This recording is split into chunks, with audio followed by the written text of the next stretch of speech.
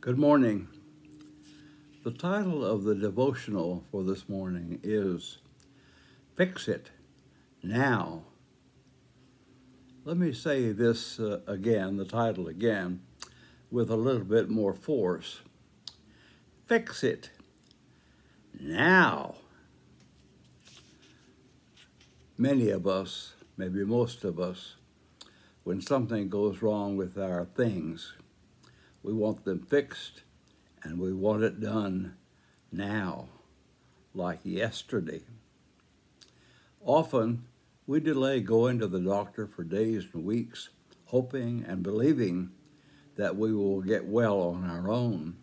And then when we go, our eager anticipation is that there will be a miracle drug or a magical potion, and we will be well tomorrow, if not today. We want to be fixed now, like yesterday. In some instances, we will have delayed so long that the condition has advanced to perhaps a critical state. Even then, do we really expect the medical professionals, with all the latest procedures and pharmaceuticals, all the new surgical innovations and easier, non-invasive techniques to get us well in just a few days? I think we may have come to transfer our expectations for getting things fixed into the spiritual realm as well. I think we would like to get them fixed now. If we get into spiritual trouble, and if we recognize our problems as spiritual problems, we may find ourselves going to God and saying, God, I have this problem. Please fix it and do it now.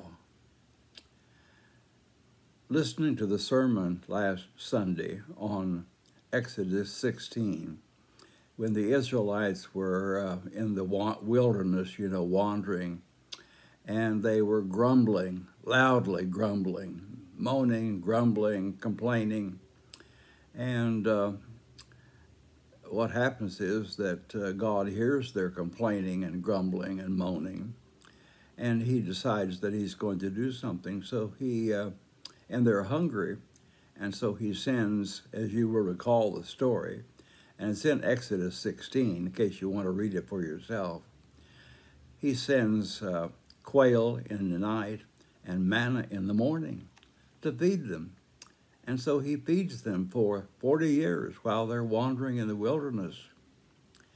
I'm not sure but what we take that story and transfer it and translate it pretty well right into our own time, make a contemporary application. Why doesn't God fix it? And by that, we mean the coronavirus, don't we? Maybe we ought to grumble a little louder. Maybe we need a new Moses to intercede for us with God. Doesn't God have the capability of solving the coronavirus problem? Please, God, fix it now. Let me say to you what I believe God may well say to us. Beloved, I will help you to fix it now.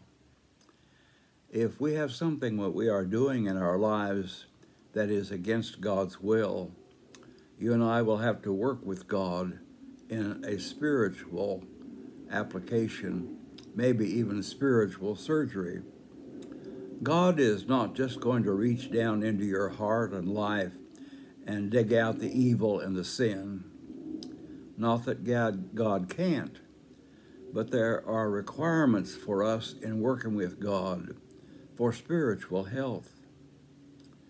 He expects us to do something about our problems, and they begin really with us, don't they? In many instances, God may be waiting for us to follow God's Son and his advice and his way. In some notable cases, Jesus told those he healed to do something, to be obedient to his word. And when they acted, this is vitally important, when they acted upon Jesus' command, healing took place. Remember the 10 lepers, the story in Luke 17? They complained to Jesus, "Lord, help us." And Jesus tells them to go and show themselves to the priest. And Luke, is in his inimitable way, records that as they went, they were healed. In the act of obedience to Jesus' advice, healing took place. I think there may be a clue for many of us in that story. We want God to reach down and cure us, fix us right now. And he's waiting for us to give some indication as to what we want to do, how we want to change. God is not going to reach down into our lives and change us. Jesus didn't do that. He will help us to change. Forgiveness takes action, courage, letting go of pride, and sometimes letting go of a lot of ego. But forgiveness brings God's healing into our lives. What if your spiritual sickness is waiting on your willingness to forgive someone? Is that a possibility? It is a possibility. What if the healing of your disease is you're waiting on some letting go of a sin that you are doing in your life? That is to say, is there any way that you are causing the distress that's going on in your life?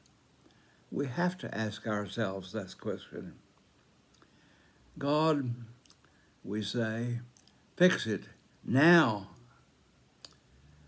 Do we want to help God and work with God in helping him to fix us?